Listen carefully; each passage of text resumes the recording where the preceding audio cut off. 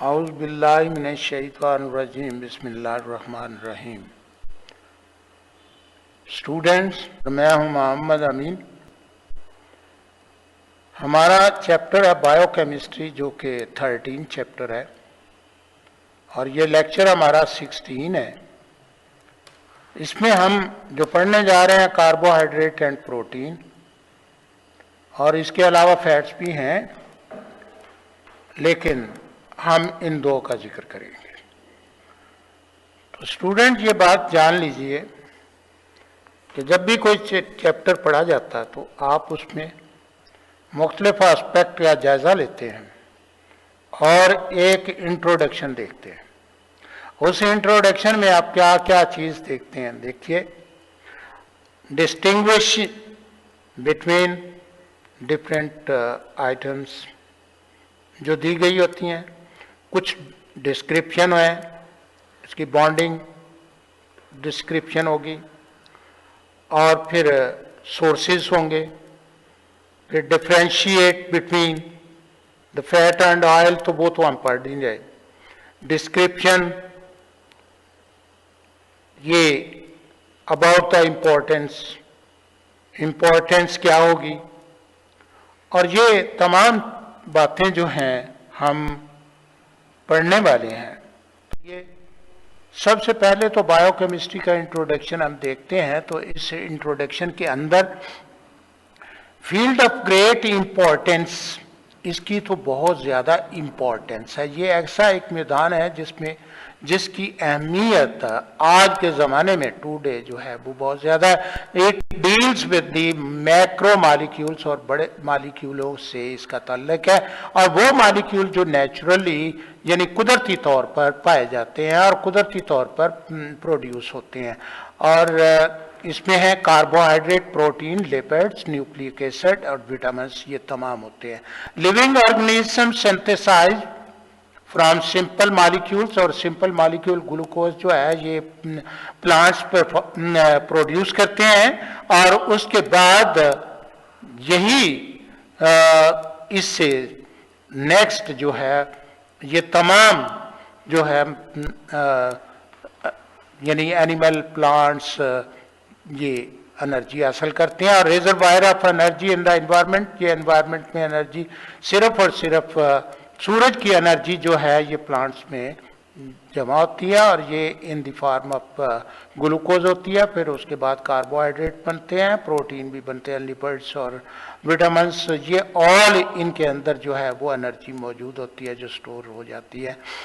Carbohydrate provide the energy instantly, और यहाँ पे ये बात भी बताई गई है ये आपके इंट्रोडक्शन में कि कार्बोहाइड्रेट जो है ये आपको फौरी तौर पर एनर्जी मुहैया करते हैं जो आपके जिस्म की ज़रूरत होती है। आपके जिस्म के टेम्परेचर को मेंटेन करना होता है और उसके तमाम अफ़आल को कंट्रोल करना होता है। इसी तरह ये लिपिड जो होते हैं ये भी एनर्जी सप्लाई करती है, लेकिन ये उस वक़्त करते हैं जब एमरजेंसी होती है। तो एमरजेंसी उस वक़्त आती है जब आपके कार्बोहाइड्रेट आप नहीं ले रहे होते, तो उस वक़्त ये लिपिड जो है एनर्जी प्रोड्यूस करते हैं। Protein form the bones, muscular tissues to help us stay strong, हमारे जिस्म की मजबूती जो का ताल्लुक जो है वो प्रोटीन के साथ वाबस्ता है। Proteins protect us against the disease, और प्रोटीन्स हैं जो हमें ये बीमारियों से भी बचाते हैं। Nucleic acid responsible for the transmission of genetic material, और जेनेटिक मटेरियल सिर्फ न्यूक्लिक एसिड में मौजूद होता है, और ये जनरेशन टू जनरेशन जो है तमाम जेनेटिक मटेरियल जो है वो ट्रांसफ़र होता है। इस तरह हम सबसे पहले जो पढ़ने वाले हैं, और अब इंट्रोडक्शन के बारे में आपने देख लिया कि इंट्रोडक्शन में हम क्या क्या पढ़ने वाले हैं, क्या क्या समझने वाले हैं, किस बात को हम जानने वाले हैं। और इस तरीके से कार्बोहाइड्रेट को सबसे पहले हम लेते हैं। देखिए जी, कार्बोहाइड्रेट का लफ्ज़ जो है वो इस्तेमाल हुआ, और ये मैक्रो मालिक्यूल्स होते हैं। अब देखें, पॉलीहाइड्रोऑक्सी एल्डिहाइड भी है, इस पर कीटोन भी है, और इसका जनरल फार्मूला है CN और H2ON है, और N इज द ये नंबर है, इससे मुराद, तो अब नेचुरल नंबर इससे मुराद है। तो यहाँ पे हम ये भी देखते हैं कि ये जो कार्बोहाइड्रेट है, इसका फर्स्ट कार्बोहाइड्रेट जो है वो ग्लूकोज है। ये सिंथेसिस होता है प्लांट में और ये इसका प्रोसेस है। ये फोटोसिंथेसिस के जरिए जो है कार्बन डाइऑक्साइड, वाटर और सनलाइट की मौजूदगी में क्लोरोफिल जो कि पत्तों में मौजूद होता है, जो लीव्स में मौजूद होता है क्लोरोफिल और मीजोफिल सेल्स के अंदर, वहाँ पे सनलाइट जो है वो अब्जॉर्ब होती है। सनलाइट यानी एनर्जी जो है वो सूरज की एनर्जी के जरिए ग्लूकोज और ऑक्सीजन जो है वो प्रोड्यूस होती है। ऑक्सीजन इवॉल्व हो जाती है, ग्लूकोज जो है वो प्रोड्यूस होता है। तो ये कार्बोहाइड्रेट फर्स्ट कार्बोहाइड्रेट है जिस जो प्रोड्यूस होता है और ग्लूकोज फर्दर पॉलीमराइज, और ये ग्लूकोज मजीद पॉलीमराइज होता है to form the sucrose, starch and cellulose. ये मुख्तलिफ जो है कार्बोहाइड्रेट, हर कार्बोहाइड्रेट जो है वो बनाने के लिए काम आते हैं। अब हम देखते हैं क्लासिफिकेशन ऑफ कार्बोहाइड्रेट क्या है। आइए देखते हैं। फर्स्टली हम इसको मोनोसेक्राइड कहते हैं, फिर ओलिगोसेक्राइड और पॉलीसेक्राइड। ये तीन इसकी जो है क्लासिफिकेशन या टाइप लेते हैं। और सबसे पहले जो स्टडी करेंगे मोनोसेक्राइड। तो मोनोसेक्राइड क्या है? अब पहली बात तो ये है कि सिंपल शुगर्स होती हैं और कैन नॉट बी हाइड्रोलाइज्ड, और ये हाइड्रोलाइज्ड नहीं होती। हाइड्रोलाइज्ड जो है ये पानी के मालिक्यूल के साथ अपने हिस्सों में भर जाना, ये उस हाइड्रोलाइज कहते हैं। आगे आप आएगा हाइड्रोलिसिस क्या होता है। तो consist of 3 to 9 carbon atoms, और इनके अंदर 3 to 9 और ज्यादातर जो मौजूद है वो हमारे पास 6 कार्बन का ग्लूकोज है, फ्रुक्टोज है। और इस तरह हम ये बात देखते हैं कि क्लासिफिकेशन जो हमारी इस मोनोसेक्राइड की बनती है वो कार्बन की तादाद पर है।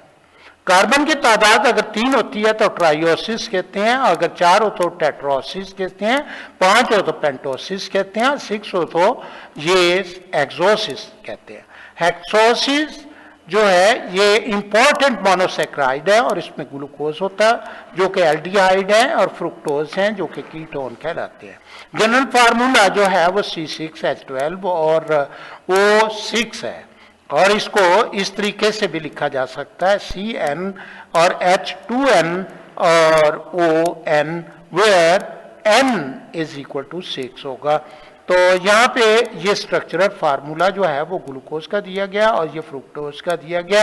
याद रखें ये जो स्ट्रक्चरल फार्मूले होते हैं, और इसमें आइसोमरिज्म के बारे में आपने पढ़ चुके हैं, और इनकी जो पोजीशन होती है हर एक की, पहला कार्बन है उसके साथ हाइड्रोजन भी है और ऑक्सीजन भी है, ये अलग-अलग होती है, और इसलिए हम इसको CHO जो है वो लिखते हैं, और ये एल्डिहाइड ग्रुप को वाजे करती है।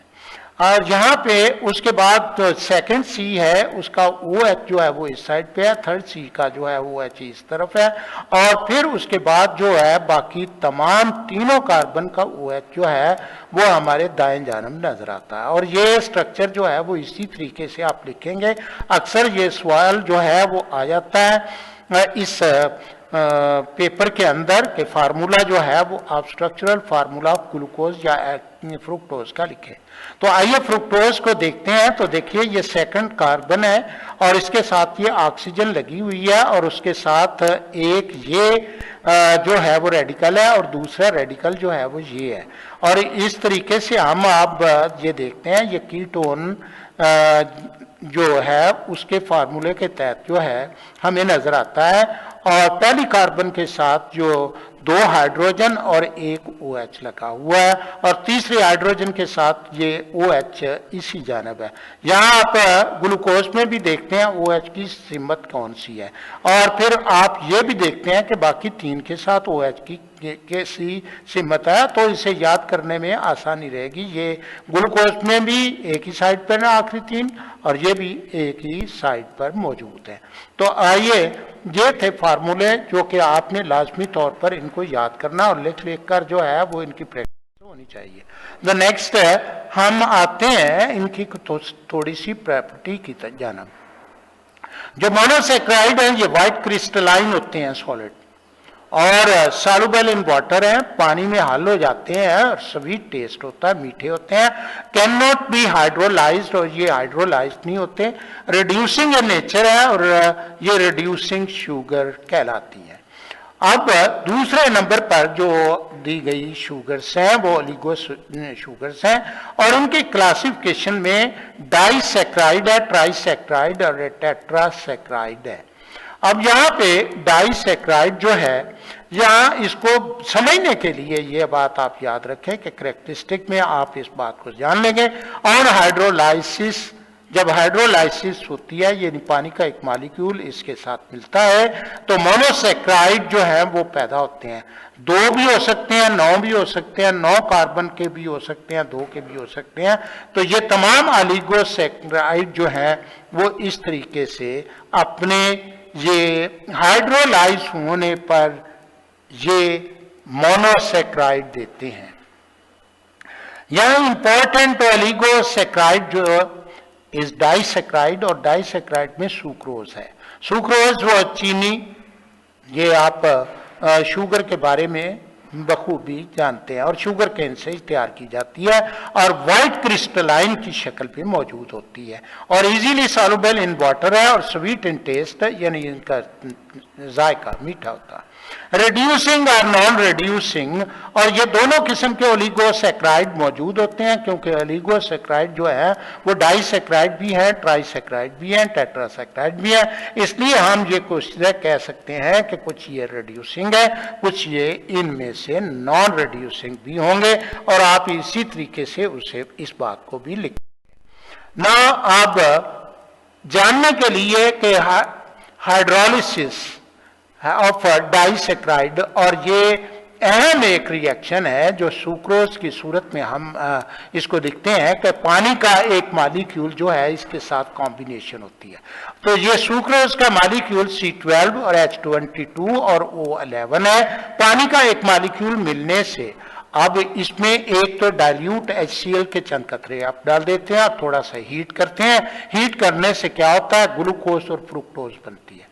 यहां पे देखिए ग्लूकोज और फ्रुक्टोज का जो मॉलिक्यूलर फार्मूला वो सेम है, लेकिन स्ट्रक्चरल फार्मूला जो है वो मुख्तलिफ है। ग्लूकोज जो है वो एल्डिहाइड है, जबकि फ्रुक्टोज जो है वो कीटोन है। इससे पहले आप फार्मूले देख चुके हैं।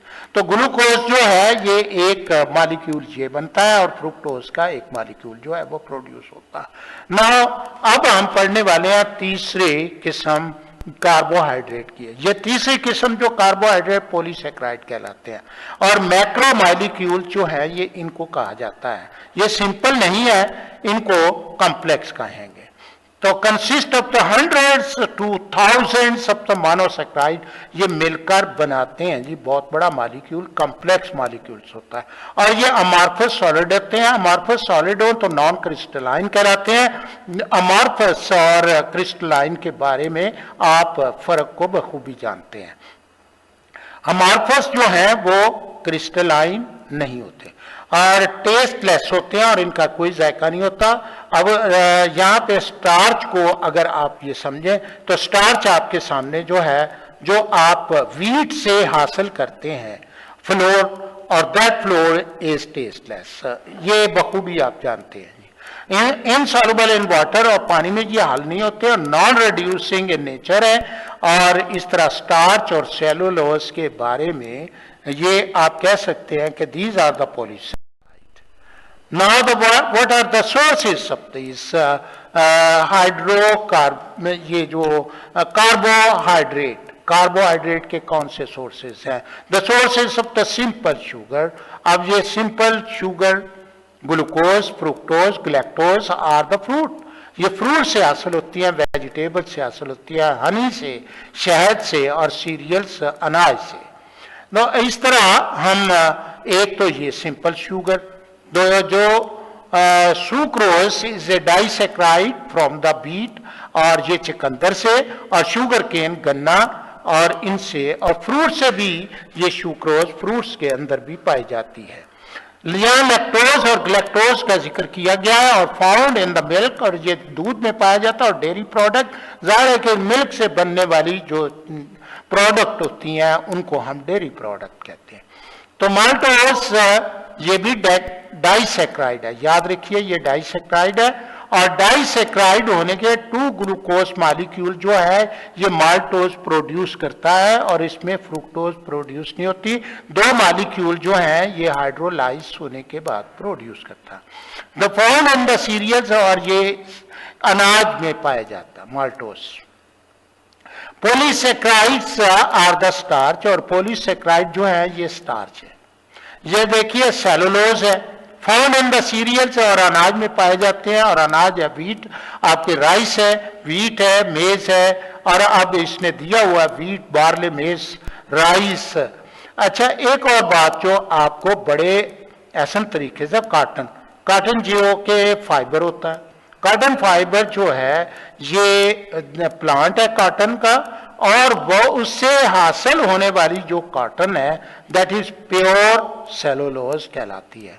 द यूजेस, अब हम देखते हैं कि इनके क्या इस्तेमाल हो सकते हैं। यूजेस जो है उनको कैसे लिया जा सकता है। देखिए, ये ब्रेन नीड्स ग्लूकोज, ब्रेन को ग्लूकोज चाहिए एज एन एनर्जी सोर्स, एक एनर्जी के तौर पर चाहिए, because it can not use the fat, ये फैट को तो हासिल ही नहीं करता।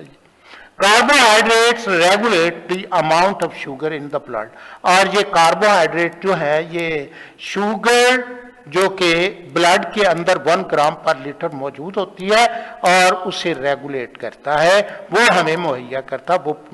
और यह भी याद रखें कि लो शुगर लेवल अगर किसी जिस्म के अंदर मौजूद हो, किसी एनिमल में, अब इंसान के अंदर मौजूद हो, तो हाइपोग्लाइसीमिया कहलाता है, और ये जो है अच्छा नहीं होता, और इसमें गुनूदगी तारी हो जाती है। कार्बोहाइड्रेट प्रोवाइड्स एसेंशियल न्यूट्रिएंट, और कार्बोहाइड्रेट जो है वो एसेंशियल न्यूट्रिएंट जो है वो प्रोवाइड करते हैं फॉर बैक्टीरिया, और ये एसेंशियल न्यूट्रिएंट है जो बैक्टीरिया के लिए इंटेस्टाइनल ट्रैक्ट में मौजूद होते हैं, और दैट हेल्प इन डाइजेशन, और डाइजेशन में ये मददगार होते हैं। डाइटरी फाइबर भी एक होते हैं जो कि हम डाइजेशन उनकी नहीं कर पाते, तो कीप द बाउल फंक्शन, और जाहिर है कि उसमें बाउल फंक्शन जो है वो हमारे बेहतर बनाते हैं। इसमें जो इंटेस्टाइनल पेरिस्टाल्टिक मूवमेंट है वो उसमें मददगार होते हैं, और कॉन्स्टिपेशन को खत्म करते हैं। Dietary fibres help lowering the cholesterol level, और कोलेस्ट्रॉल लेवल को कम करते हैं, कोलेस्ट्रॉल लेवल को कम करते हैं इसबगोल, याद रखिए इसबगोल जो है कोलेस्ट्रॉल लेवल को आप कहीं ना कहीं इसमें पढ़ लेंगे, आपके इस सब्जेक्ट में मौजूद है। रेगुलेट्स ब्लड प्रेशर, और ब्लड प्रेशर को रेगुलेट करता है, जबकि इसमें कोलेस्ट्रॉल लेवल जब कम हो जाता है तो ब्लड प्रेशर जो है वो रेगुलेट रहता है। तो अगर कोलेस्ट्रॉल की मिकदार ज्यादा हो जाए तो ब्लड प्रेशर हाई हो जाता। Protect our muscles from the cramping, और क्रैम्पिंग मसल के खिंचाव और उनमें दर्द से, उससे ये सिर्फ हमें जो कार्बोहाइड्रेट है ये प्रोटेक्शन देते हैं। यहां पर एक बात लिखी है 17 kilo joule energy provide by 1 gram of carbohydrate, और याद रखें ये 17 किलो जूल है, और ये यूनिट अलग है, जबकि आपने पढ़ा भी होगा कि 4 किलो कैलोरी जो है 1 ग्राम से हासिल होती है, और ये किलो कैलोरीज जो हैं इनको अगर आप किलो जूल में बदलेंगे तो you will get 17 kilo joule of energy. अब उसके बाद हम इस बात पे आते हैं, देखिए जी प्रोटीन क्या है। अब प्रोटीन के बारे में जानने के ये कॉम्प्लिकेटेड नाइट्रोजनियस कंपाउंड्स हैं, ये अमाइनो एसिड से बने होते हैं, made up of amino acid. Amino acids are linked with each other by peptide linkage. देखिए पेप्टाइड लिंकेज को आप देखने के लिए, ये इसे समझने के लिए, यहां पानी का मॉलिक्यूल जो है वो निकलता है। ये देखिए ये आपका अमाइनो एसिड है जो मैंने यहां पे रखा है, ये OH जो कि कार्बोक्सिलिक एसिड का है, OH है, ये यहां से निकल जाता है और एक बॉन्ड जो है प्रोवाइड कर देता है इधर से, और दूसरी जानब से ये अमाइनो ग्रुप मौजूद है, NH2 मौजूद है, अमाइनो ग्रुप है, यहां से एक हाइड्रोजन जो है वो निकल जाता है और हमें नाइट्रोजन के साथ जो है एक बॉन्ड यहां से मुहैया हो जाता है। अब देखिए, ये सिर्फ और सिर्फ आपको ये बात बताई गई है कि पानी का मॉलिक्यूल जो है वो यहां से रिलीज होने में, ताकि आपको समझ में ये हो कि पेप्टाइड बॉन्ड जो है वो कैसे बनता है। ये बात तो हमने आगे जाकर पूरी तरह जो है वो समझनी है, लेकिन मैंने यहां आपको ये बात जो है वो बता दी। ए प्रोटीन है मोर देन 10,000 अमाइनो एसिड। एक प्रोटीन के अंदर ये 10,000 से भी ज्यादा अमाइनो एसिड मौजूद होते हैं। प्रोटीन और हाइड्रोलाइज यील्ड अमाइनो एसिड, जो अमाइनो हाइड्रोलाइसिस जब इनकी प्रोटीन की होती है तो वो ये अमाइनो एसिड प्रोड्यूस कर देते हैं। The bulk of non bony structure जो है वो मस्कुलर है, इज मेड ऑफ प्रोटीन, वो तमाम प्रोटीन का बना हुआ है। 50% of dry weight of cell is made of protein, और ये भी याद रखें कि सेल का 50% ड्राई अगर वेट लें तो वो प्रोटीन पर मुश्तमिल होता है। दे आर प्रेजेंट इन, अब ये यहां पर एक लिस्ट दी गई है प्रोटीन, कभी आप गौर किया, मसल जो है वो तो प्रोटीन है, इनके बारे में तो शायद आपको पता होगा, लेकिन हेयर आपके जो है वो भी है, स्किन आपकी प्रोटीन है, नेल आपके प्रोटीन है, वूल जो है वो प्रोटीन है, फीदर्स, परिंदों के जो फीदर्स होते हैं वो भी हैं, और शीप की वूल जो है वो भी प्रोटीन है। और ये इनके बारे में प्रोटीन्स, एक और प्रोटीन्स भी पढ़ेंगे जो कि स्किन में मौजूद होती है, स्किन में हाइड प्रोटीन मौजूद होती है, इसके बारे में नेक्स्ट हम देख। पहले तो अमाइनो एसिड के बारे में जान ले कि अमाइनो एसिड क्या होता है। ऑर्गेनिक, अगर आपसे कोई पूछ ले कि अमाइनो एसिड क्या है, तो ऑर्गेनिक कंपाउंड है जी, consist of amino group and carboxylic group. अब देखिए, ये कार्बोक्सिलिक ग्रुप है और ये NH2 जो है ये अमाइनो ग्रुप है, और ये साइड चेन है R, और यहां पर R is the side chain और COOH इस कार्बोक्सिलिक ग्रुप है और NH2 is amino group. The total number of amino acid ये 20 है जी। हमारे जिस्म के अंदर जो है वो 20 काम करते हैं, 20 की जरूरत है हमें। तो इसमें 10 amino acids are synthesised by our body, और हमारा जिस्म जो है वो 10 बनाता है, खुद बना लेता है, और ये नॉन एसेंशियल है क्योंकि हमें बाहर से लेने की जरूरत नहीं है। और 10 अमाइनो एसिड्स जो हैं वो सप्लाइड बाय द डाइट, और ये खुराक के साथ लेते हैं, और दीज आर द एसेंशियल, और ये एसेंशियल इसलिए है कि हमें बाहर से लेने पड़ेंगे। नाउ बिल्डिंग ब्लॉक, अब ये पेप्टाइड लिंकेज, पेप्टाइड बॉन्ड ये कैसे है, और इस पर जरा गौर कीजिए, किताब से हटकर ये बात आपके सामने आएगी और आप इसको समझिए। कहां पर पेप्टाइड, वहां किताब से शायद बात आप ना समझ पाए। 2 amino acids link by peptide linkage, और it forms by the elimination of water molecule, और ये पानी का वाटर मॉलिक्यूल। अब देखिए, मैंने ये बनाया अमाइनो एसिड, दूसरा अमाइनो एसिड मैंने ये बनाया। अब ये आप इन दोनों अमाइनो एसिड में देखते हैं, जो एक अमाइनो एसिड है इसका ये OH है, और दूसरे अमाइनो एसिड का ये H है, और HOH जो है वो पानी की सूरत में बाहर निकल जाएगा। और जब ये बाहर निकल जाएगा, नाउ व्हाट हैपन, अब यहां पर ये बात है कि इधर से ये हाइड्रोजन निकलेगी, इधर से ये OH निकलेगा। ये देखिए, ये OH मैंने यहां से इसको बाहर निकाल दिया, और यहां से इस H को यहां से बाहर कर दिया। अब बाकी हिस्से को मिलाया गया, मिलाया कहां पे गया, ये कार्बन जो कि ऑक्सीजन के साथ 2 बॉन्ड के साथ मिली हुई है, एक कार्बन के साथ, और यहां पर नाइट्रोजन के साथ इसका एक बॉन्ड जो है वो बनता है। This is the peptide link, ये पेप्टाइड बॉन्ड है जो आपको ये इशारतन बता दिया गया, और इसके आगे जो है ये जुड़ते चले जाएंगे। 2 अमाइनो एसिड को मैंने जोड़कर बताया गया, लेकिन आपकी किताब में पेप्टाइड बॉन्ड की पूरी तरह समझ नहीं आती कि कहां बन गया जी। तो when thousands अमाइनो एसिड्स पॉलीमराइज्ड, और ये पॉलीमराइज होते हैं तो फिर उसके बाद जो है ये प्रोटीन बनती है जी। Now the sources and uses of protein, तो देखिए इसको साथ साथ हम पढ़ते हैं। सोर्स इसका क्या है, यूजेस क्या है। तो sources of animals proteins are the meat, mutton, chicken, fish और एग्स है।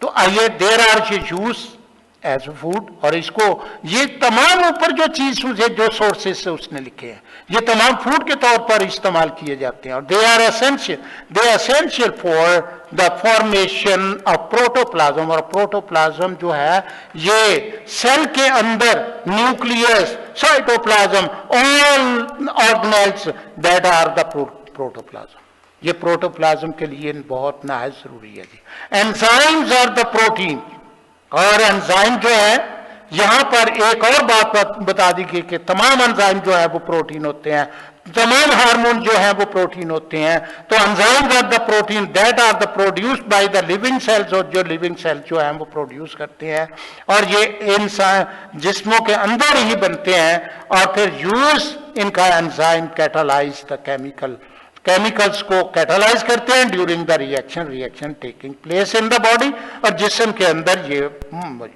और many enzymes are used as drugs, और इसको ड्रग्स के तौर पर भी हम इस्तेमाल करते हैं, यानी इसके डाइजेशन के लिए या एनी अदर पर्पस जो है वो उनको इस्तेमाल किया जाता है, यानी इसको दवाई के तौर पर भी लिया जाता है।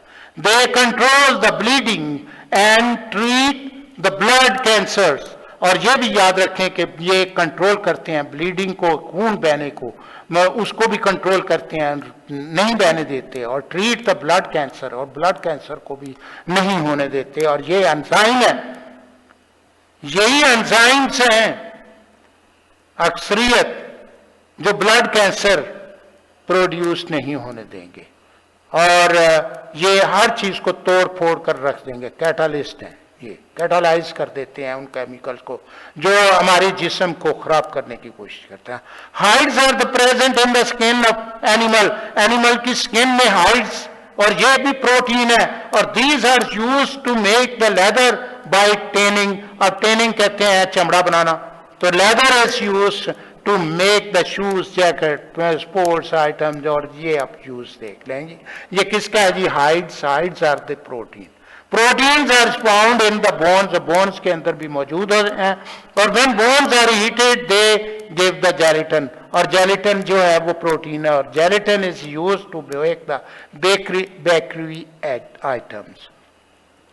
The plants also synthesise the protein, plant जो है वो भी प्रोटीन सिंथेसाइज करते हैं। यहां पे हमने सोर्स इनका प्रोटीन का जो है वो प्लांट से भी लिया, तो ये पल्सिस हैं, बीन्स हैं, इनके अंदर जो है प्रोटीन प्रोड्यूस होते हैं, तो इनको हम फूड के तौर पर, these are used as food, और इन्हें फूड के तौर पर इस्तेमाल किया। स्टूडेंट, ये था आज का लेक्चर, और थैंक यू वेरी मच। अस्सलाम वालेकुम।